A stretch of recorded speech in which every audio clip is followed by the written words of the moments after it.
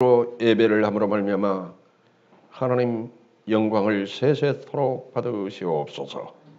예수님 이름으로 기도합니다. 아멘. 사랑은 힘을 빼는 것입니다.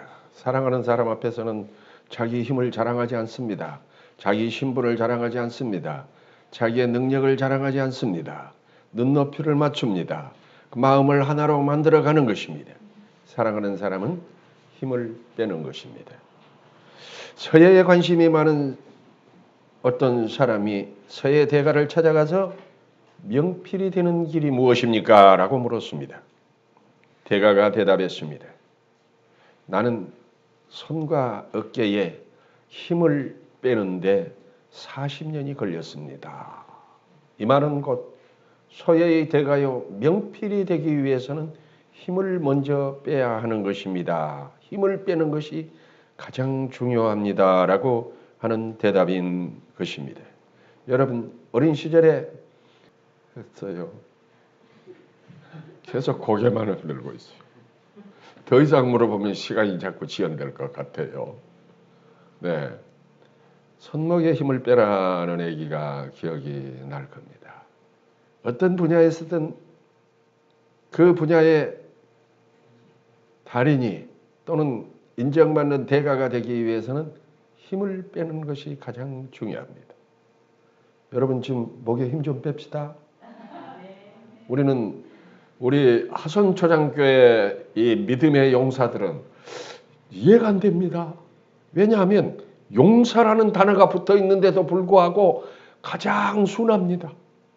예, 목에 힘 주지 않습니다.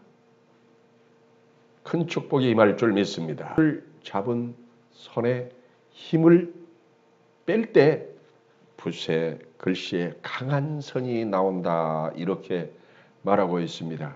힘을 빼는 것이 우리가 얼마나 중요한지 절절하죠. 우리 미지님 어떻습니까? 예, 오늘 다 고개만 이렇게 고개만.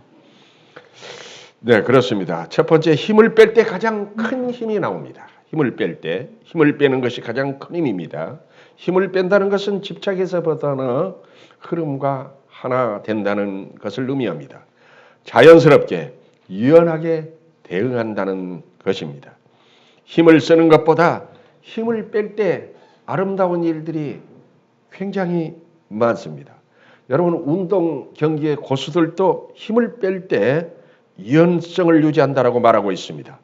몸에 힘을 빼는 것이 모든 운동의 기초이며 기본이라고 이야기합니다. 힘을 뺀다는 질문을 잘못 짚어가지고 축구를 할 때도 발목에 힘 빼야 됩니다. 다리에 뻣뻣하게 힘주고 힘 안 나옵니다. 멀리 안 나갑니다. 여러분 골프 할 때도 골프 칠 때 스윙 어깨 팔에 힘 주고 힘껏 쳐야 공이 멀리 날아갈 것 같죠? 힘 빼야 합니다. 연습장에 가면 맨 그 코치가 와서 어깨 만지고 자세 잡고 딱 자세 잡으면 이 어깨 만져봐요. 힘 빼라고. 이렇게 모든 경기에도 몸에 힘을 뺄 때 좋은 경기를 할 수 있고 유연성 있는 몸을 유지할 수 있고 또 부상이 없습니다. 힘을 이겨 먹어야 되겠다라고 힘을 몸에 기압을 넣고 경기를 하게 되면 부상이 많습니다. 좋은 경기도 할 수 없습니다. 그렇습니다. 모든 면에 있어서 많은 부분에 그림을 그리는 데 있어서도 손에 힘을 몸에 힘을 빼야 합니다. 요즘 우리 사모가 내가 조금 도와줬습니다. 사진 혹시 보셨어요? 그 예수님 얼굴. 야, 아니에요. 상대를 제압하려고. 그건 나를 신뢰하지 않는 겁니다. 사랑하지 않는 겁니다. 어떻게든 제압해서 잡아뜨리려고 하는 핏대가 들어가는 거지요. 이렇게 우리가 일상의 대화 속에서도 편안하게 목에 힘을 빼고 말에 힘을 빼고 할 때만 가장 두터운 신뢰로 서로가 하나 될 수 있다고 전문가들은 말하고 있습니다. 그러니까 대인관계에서 공동체 운영에서도 리더십에 있어서 얼마나 중요한 것이 무엇인가 하면 힘을 빼는 것입니다. 요즘은 섬김의 리더십이라 하죠. 모든 사람이 섬김의 리더십은 내 자세를 낮추는 겁니다. 힘을 빼는 겁니다. 내 권위를 가지고 공동체를 운영하는 것이 아니라 믿음과 신뢰를 바탕으로 낮은 자세로 섬기는 겸손의 자세로 하는 것이 바로 내 힘을 빼고 공동체를 운영하는 리더십이 오늘날의 리더십이라고 합니다. 또한 자녀를 양육하는 데 있어서도 힘을 빼야 한다고 합니다. 예를 들어서 늘 50점만 받아오던 평균 10점 올리면 좀 빨리빨리 하세요. 흐름을 타게. 어렵지. 그렇지. 10점. 아이고, 너무. 이제 감 잡았어. 어려워.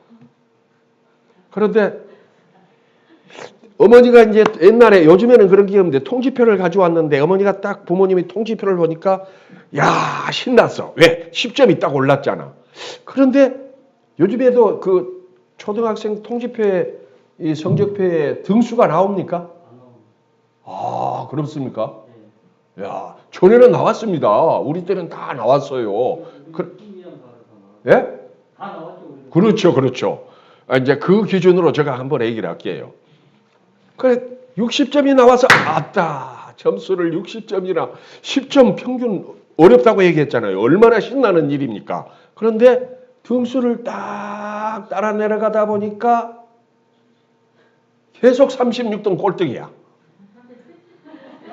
그러니까 어떻게 부모 기분이 그냥 확 제쳐가지고 야 10점 더 올라간 60점이 뭐하냐? 니 꼴등 아니냐?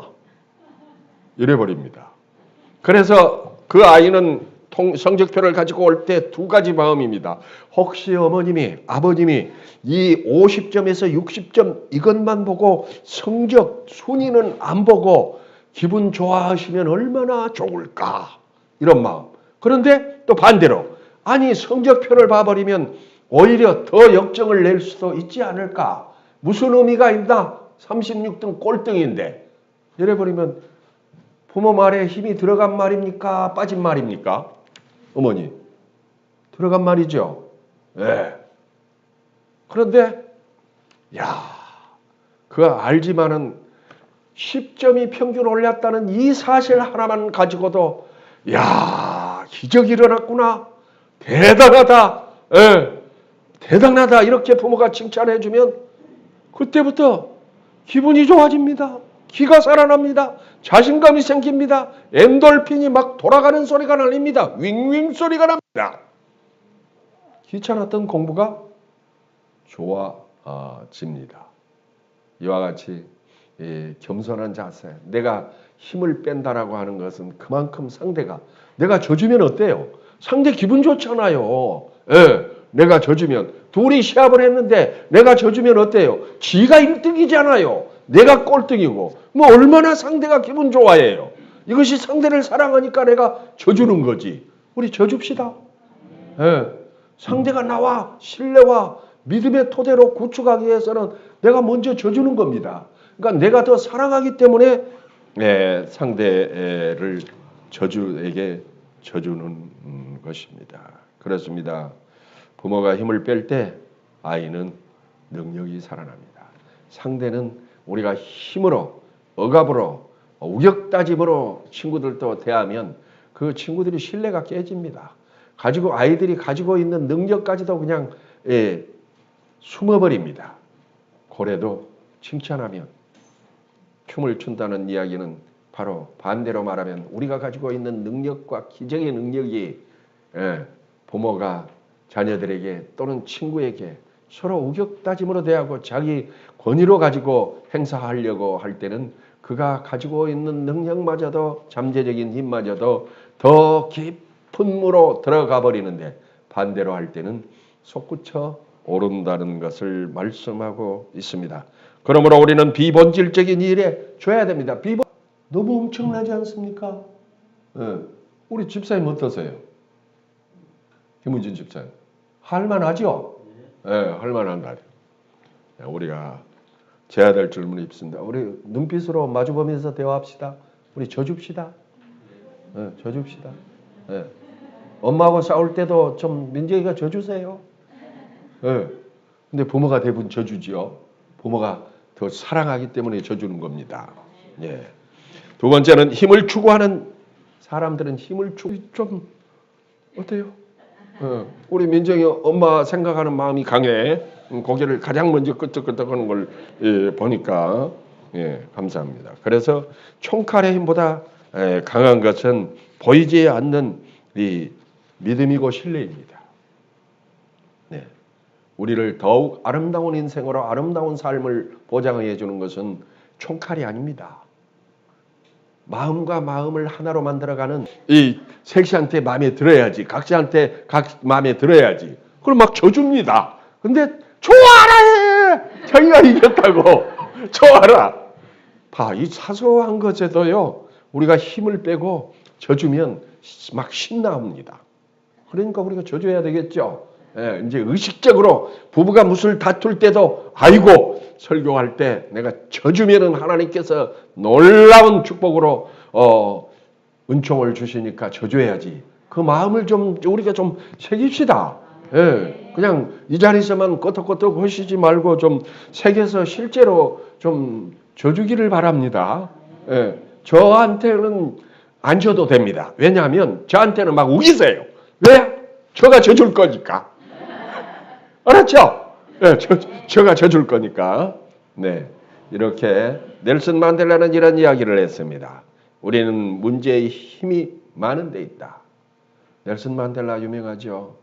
네, 무려 27년 동안 감옥살이에서 세계적으로 70몇 세에 나오셔서 대통령이 됐는데 그 유아 정책, 백인들의 일방적인 그 정책을 무조건 용서를 합니다. 용서. 그래서 세계적으로 유명하죠. 어떻게 신앙을 아니 기자들이 딱 갑자기 또 엉뚱한 얘기를 방향을 가는데 넬슨 만델라가 30년 가까이 감옥에서 살고 나오는 때 기자들이 가서 모여들죠. 유명한 사람이니까. 얼굴을 보니까 아니 30년 동안 감옥살이 옥살이 했으면 피골이 성접해야 맞을 터인데 얼굴이 반짝반짝 빛납니다. 그래서 기자들이 물어봅니다. 선생님 어떻게 해서 이렇게 그렇게 억울하게 옥살이를 함에도 불구하고 빛날 수 있습니까? 라고 이야기하니까 왜 내가 혼자 있습니까? 네, 주님이 함께 해주셔서 더 여러분 눈에 보이지 않는 놀라운 양식을 공급해 주셔서 저는 외롭지 않았습니다. 쓸쓸하지 않았습니다. 넘치도록 좋은 양식을 먹었습니다. 말씀을 붙들고 살았다라고 하는 얘기입니다. 넬슨 만델라는 훌륭한 개신교 신앙인이기도 합니다. 그분이 그렇게 세상에는 세상의 문제는 힘이 넘치도록 많다. 하는 데서 문제가 있다.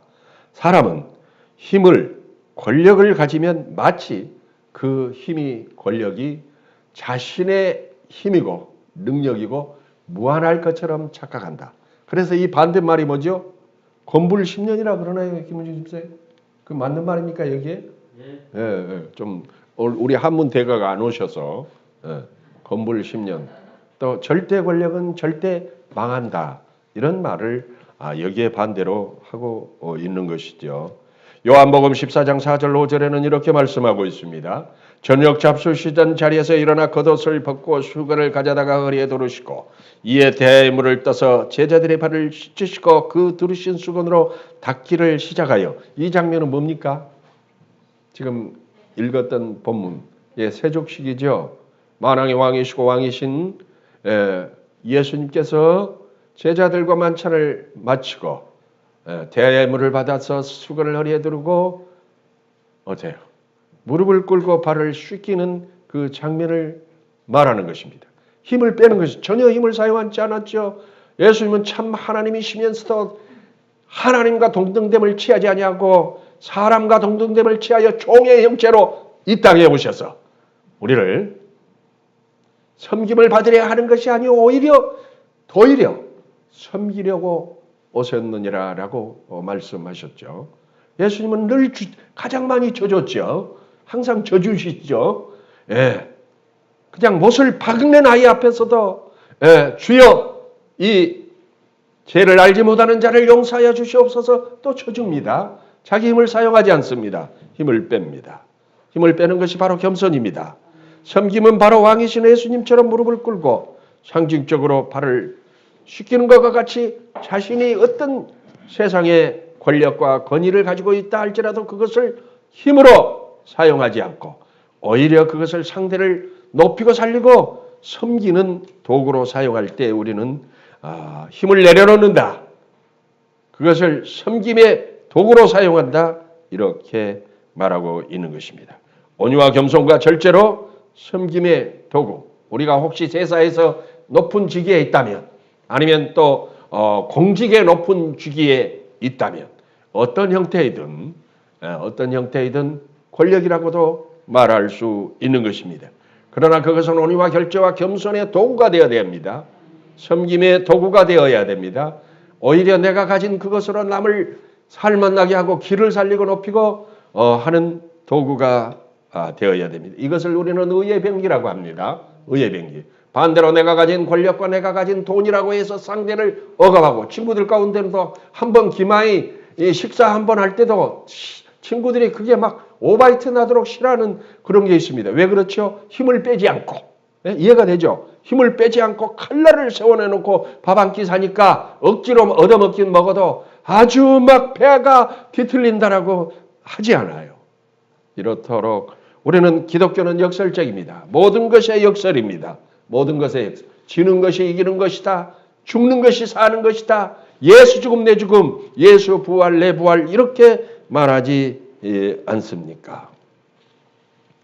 그래서 교만은 패망의 선봉이요 거만한 마음은 넘어짐의 앞잡이니라. 겸손한 자와 함께하여 마음을 낮추는 것이 교만한 자와 함께하여 탈취하는 물을 나누는 것보다 나으니라. 겸손한 마음을 갖는 것이 현실적으로 권력자와 타협해가지고 불의에 타협해가지고 금은 보화를 나누는 것보다 뭐가 낫다고요? 예, 하나님은 눈을 찔끔 감습니다. 예, 세상의 그런 것에는. 그런데 아름다운 마음, 겸손한 마음에는 감탄하십니다. 감동하십니다. 하나님을 감동할 때 놀라운 기적의 역사가 일어날 줄 믿습니다. 바벨론 포로 70년 만에도 바로 하나님이 부르짖어 죄를 회개하고 하나님께 부르짖는 환난 날에 나를 부르라 내가 너를 건지리라 내가 너를 영화롭게 하리라라고 하는 말씀과 같이 하나님은 죄 중에도 죄를 지어놓고도 어린아이처럼 아빠 엄마 잘못했어요 하는 것처럼 하나님 앞에 용서해 주세요 라고 할 때 감동하십니다. 죄를 기억하지 아니하고 감동하시고 능력의 팔로 붙잡아 주십니다. 바로 바벨론 포로 70년의 고레스 왕을 통해서 칙령을 내려 포로 기환이라고 하는 엄청난 역사적 사건도 하나님이 감동하심으로 이렇게 나오고 있습니다. 하나님을 감동시키는 일은 세상이 감동하는 일이 결코 아닙니다. 어떻게 보면 세상이 미련하다라고 하는 일에도 하나님은 그 마음의 중심을 보시고 겸손한 자와 탈취물을 불의와 타협에서 금은보화를 재화를 나누는 것보다 겸손한 마음으로 섬기고 사랑하는 그 마음에 하나님은 감동을 하십니다. 능력의 은총이 임할 줄 믿습니다.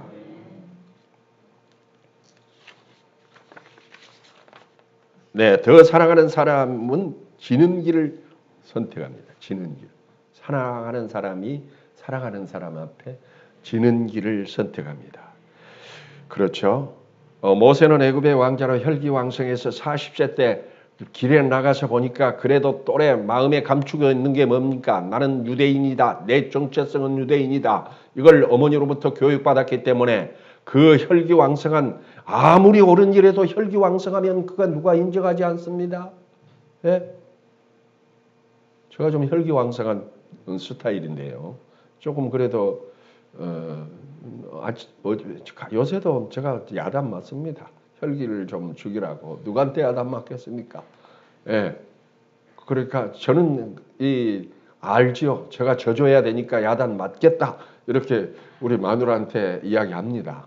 예. 그래 야단을 많이 맞으면 어때요? 좋아지죠. 제가 알면서 야단 맞으니까 얼마나 좋습니까? 아멘입니까? 아닌 것 같은데 그런 생각을 하는 것 같으네. 예, 좋습니다. 네. 사랑하는 사람 혈기왕성할 때 길에 밖에 외출했다가 예굽인이 유대인을 때리는 모습을 보고 그래도 내가 내 피가 내 몸속에 비록 유대인의 왕자라 외굽의 왕자라 할지라도 유대인의 피가 흐르고 있는데 감히 우리 민족의 우리 시족의 유대인을 때리다니 그러면서 그냥 왕자가 법대로 처리해야지 오히려 일반인들은 그렇게 혈기를 낼지라도 위에 있는 사람일수록 법대로 처리해야죠. 법이 다 있는데 그냥 모래밭에서 쇠로 죽여버렸습니다. 그러니까 하나님이 보시고 눈 딱 찔끔 감아버립니다. 아이고 더 있어 써야 되겠구나. 왜 그렇죠? 힘을 안 빼고 있으니까. 하나님은 힘을 빼는 사람을 사용하십니다. 그것이 바로 하나님은 겸손한 자를 가까이 하시고 겸손한 자를 사용한다라고 성경은 말씀하고 있는 것과 같습니다.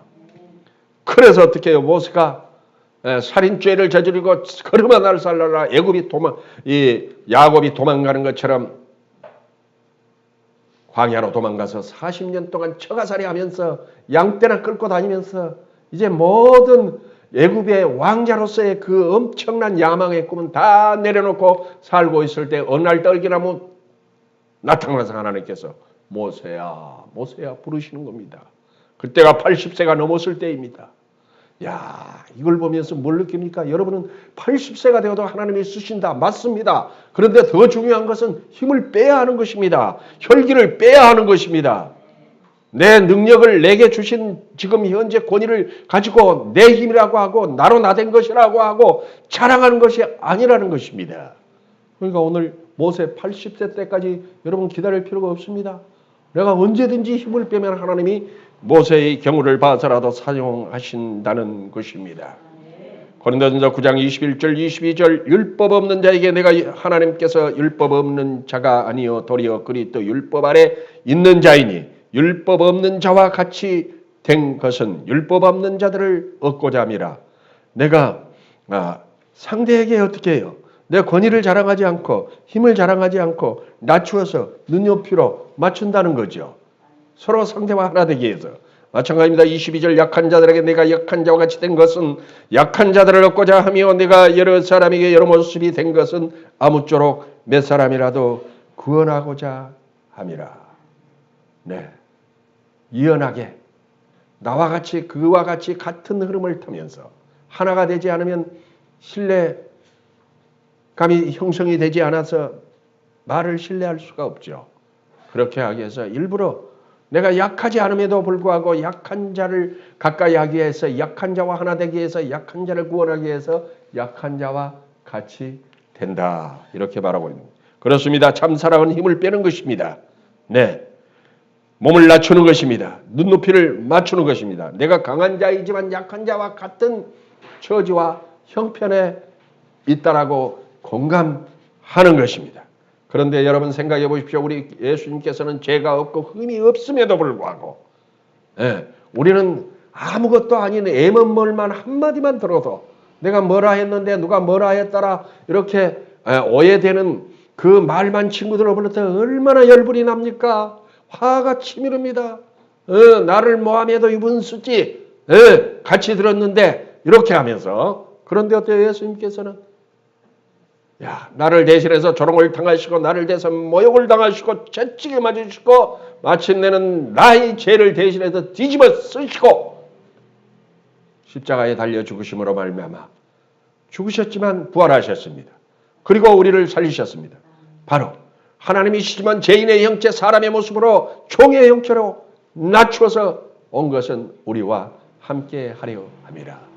이 본문에 고린도전서 있는 바와 같이 모든 권력의 힘을 알고 있기에 우리는 권력의 힘을 알고 있기 때문에 권력을 잡으려고 합니다.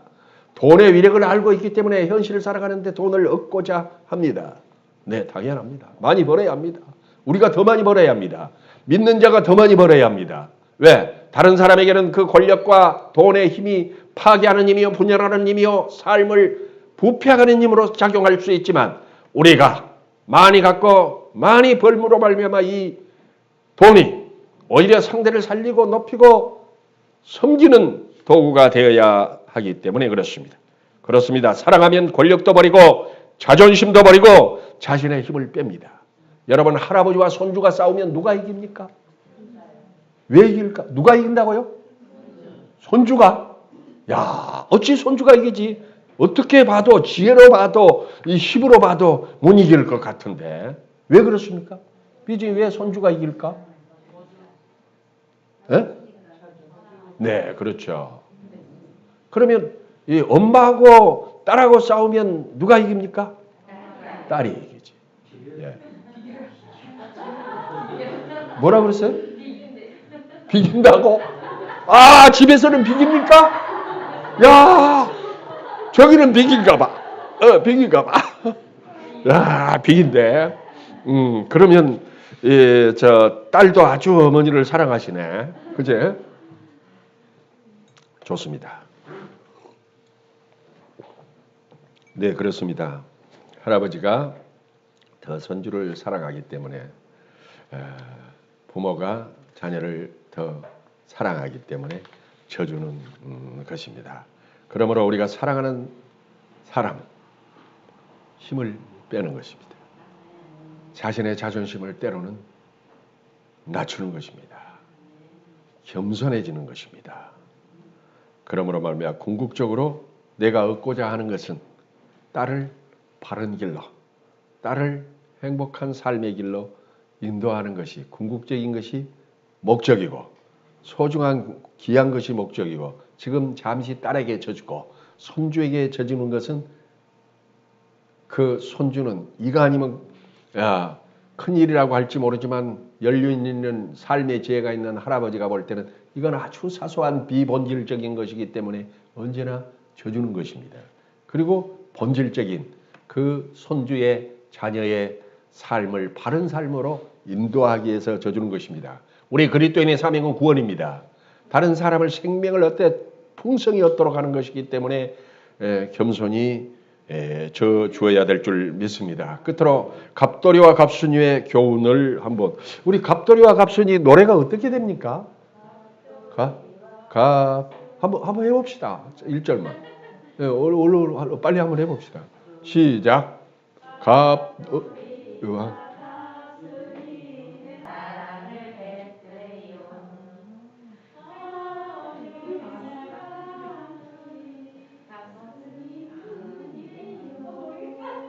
그러면 갑돌이가 갑순이하고 결혼했어요, 안 했어요? 그렇죠. 예, 그렇습니다. 사랑했지만은 앞에 갑자가 있잖아요. 갑옥갑자입니다. 각자. 그러니까 계속 사랑하는데 어때요? 오늘 설교 들어보니까 이제 결론인데 아니 서로 사랑하면 좀 어느 한쪽이라도 갑을 내려놔야 되잖아요. 예, 갑질 안 해야 되잖아요. 자존심 내려놔야 되잖아요. 힘을 빼야 되잖아요. 그런데 사랑하는데 서로가 안 내려놔. 그래 결국 우리 죄를 대신해서 죄를 뒤집어 쓴다는 거 오해받아도 우리가 살맛이 안 나는데 오해받아도 얼마나 나쁩니까 친구하고. 여러분 학교 다닐 때 한번 생각해 보세요.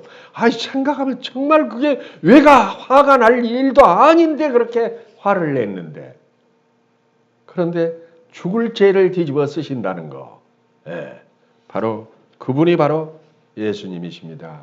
그분이 바로 힘을 빼고 내려오신 분입니다. 그분이 바로 자존심을 송두리째 빼버리신 분입니다. 왜? 우리를 사랑하시기 때문입니다. 53장 이사야서 53장 5절에 그가 찔림은 우리의 허물 그런 것처럼 이렇게 관계 버리기가 힘들죠. 그런데 바로 우리가 본토 친척 아비 집을 떠난 것은 익숙해진 모든 것을 버리는 것을 이야기하는 것입니다. 하나님을 믿기 전에 예수님을 믿기 전에 교회를 나오기 전에 내가 행동했고 말했고 인정을 하고 고개를 우리 민정이는 좀 본토 친척 아비집을. 민정이도 한참 있다가 이렇게. 네, 그건 무슨 말입니까? 옛사람의 풍조를 조금씩 내 습관을 변화시키는. 본토 친척 아비의 집을 아직도 안 떠났구나 이 말은. 신앙생활 30년이 됐는데 그 말은 바꿔 말하면 뭔 말이죠? 하나도 신앙하기 전과 신앙한 이후에 삶의 변화, 자세의 변화가 도무지 없다는 걸 말하는 거죠. 도무지 없다는 걸. 무엇인가 생각도 변화돼야 되고 마음도 변화돼야 되고 경우에 따라서는 발걸음도 좀 변화돼야 됩니다. 말투도 변화돼야 되고 이걸 가리켜서 말합니다. 바로 예수님은 어때요? 그렇게 십자가를 죽기까지 지는 길을 선택하셨습니다. 이것이 우리가 이 예수님을 믿는 것이 믿음이며 이 믿음이 바로 우리는 힘을 빼는 겁니다. 왜? 본토 친척 아비의 집을 떠난 것이 믿음이라고 그랬죠. 아직도 옛 모습, 옛 습관, 옛 말투를 그대로 가지고 있는 것은 힘을 전혀 빼지 않고 자존심을 전혀 빼지 않고 있는 것이죠. 그러므로 힘을 빼는 것이야말로 믿음입니다. 본토 친척 아비의 집을 떠난 것입니다. 그래야만이 십자가 부활의 능력이 내게 임하실 줄 믿습니다. 내가 십자가 부활의 능력이 임한다는 것은 죽었다는 것이 살아나는 것입니다. 절망이 희망으로 된다는 것입니다. 닫혔던 문이 열린다는 것을 이야기하는 것입니다. 바로 우리 한 사람 한 사람이 부활의 능력을 소지할 때 우리 지역이 부활의 능력의 지역이 될 것이요. 이 나라 이 민족이 부활의 능력의 나라가 될 것입니다.